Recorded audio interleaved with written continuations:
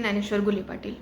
परभणीच्या मानवत तालुका येथे असलेल्या यशवाडी गावामध्ये काल मारुती मंदिराचा सभामंडप अचानक कोसळला आणि त्या दुर्दैवी घटनेमध्ये 7 जणांचा मृत्यू झाला। 20 ते 25 जण खूप सिरियस सिच्युएशनमध्ये आता हॉस्पिटलाइज्ड आहेत।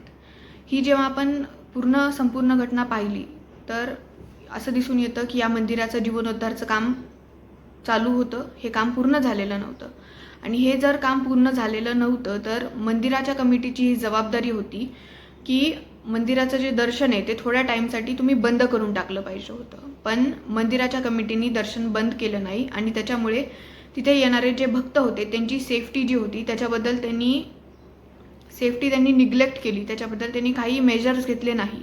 त्याच्यामुळं सगळ्यात जास्त तिथे जबाबदार कोण असेल तर ही मंदिराची जी कमिटी आहे ती जबाबदार आहे। त्यांना माहीत होतं आपल्या मंदिराचं काम जे आहे ते त्यांनी स्टॉप केलेलं होतं आणि 1.5 ते 2 वर्ष झाले त्या मंदिरामध्ये तशाच बल्ल्या ज्या आहेत लावलेल्या होत्या, त्या बल्ल्यांची खराब व्हायची वेळ आली होती। पण त्या मंदिराचं काम काही त्यांनी पुढे नेलं नाही किंवा त्यांनी सेकंड ऑप्शन त्यांना हा पण होता की त्यांनी मंदिराचं दर्शन आहे ते त्यांनी बंद करून टाकलं पाहिजे होतं।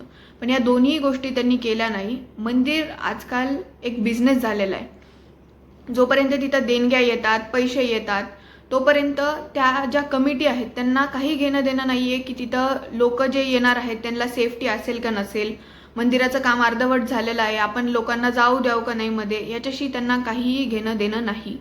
मंदिर आहे, लोक येत आहेत, देणग्या देत आहेत, आमचा धंदा सुरू आहे। मंदिर दर्शन 24 तास कधी यायचं तेव्हा मंदिर सुरू आहे।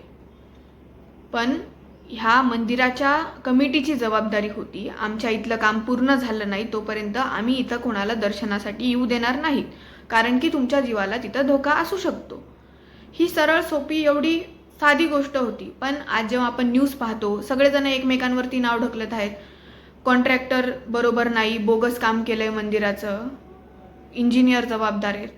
असू शकतात इंजिनियर, कॉन्ट्रॅक्टर, पण त्याच्यासोबत ही मंदिराची जी कमिटी आहे ती सुद्धा तितकीच जबाबदार आहे।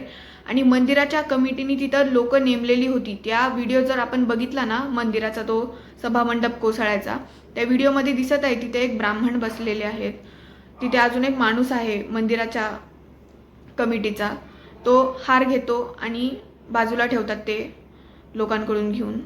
हे सगळे मंदिर जर कमिटी नियोजन लावते, तिथे दानपेटी जर मंदिर कमिटी ठेवत असेल तर मंदिराच्या कमिटीने हे पण लक्ष दिलं पाहिजे होतं की आपल्या मंदिराचं काम अजून बरोबर झालेलं नाहीये, इथे सेफ्टी नाहीये।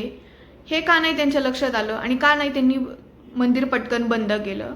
या सगळी जे आपण मुद्दे लक्षात धरले तर ह्याच्यावरून आपल्याला कळतंय की मंदिर कमिटी फक्त स्वतःचा बिझनेस चालवण्यासाठी तिथं उपस्थित आहे, लोकांच्या सेफ्टीसाठी नाही। तुम्हाला माहिती आहे शनिवारी तिथं खूप लोक येतात, गर्दी होते, तुम्ही तिथं दर्शन बंद करून टाकलं पाहिजे होतं। जोपर्यंत काम पूर्ण होत नाही, लोकांसाठी तिथं सुरक्षा उपलब्ध नाही, तोपर्यंत तिथे काम बंद राहिलं पाहिजे होतं आणि दर्शन बंद केलं पाहिजे होतं।